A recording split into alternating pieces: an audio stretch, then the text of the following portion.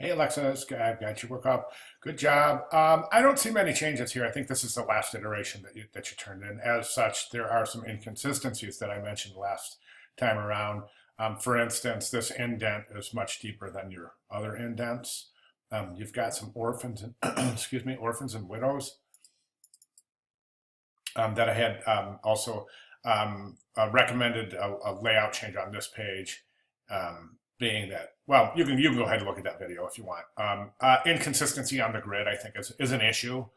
Um, the saturation of the color is inconsistent as well. And then these headlines are just they're really unwieldy. We can see that in your print. They really span over to the other side of the page. I think one of them, this one, almost even looked like that was the head of that particular that side, page 11. Okay, so those are the photographs look pretty good. I would have done this. I would have used a less hard light because you're getting some nasty shadows.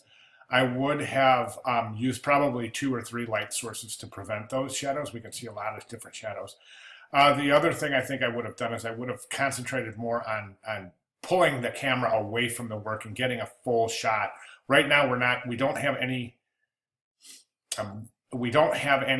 evidence that this was actually assembled as a book. I see that you have your pages folded, but one of the things that was really important here was showing page in position and how you understand that. So right now I'm just seeing some folded pages and we're not photographing the actual spread with your staples, etc. So unfortunately there will be a little bit of a deduction there. As that was part of the project requirements. Finally, last but not least, I'm seeing here that I hope you have an appreciation. I know I've said so many times throughout the weeks, not to you, just in general, the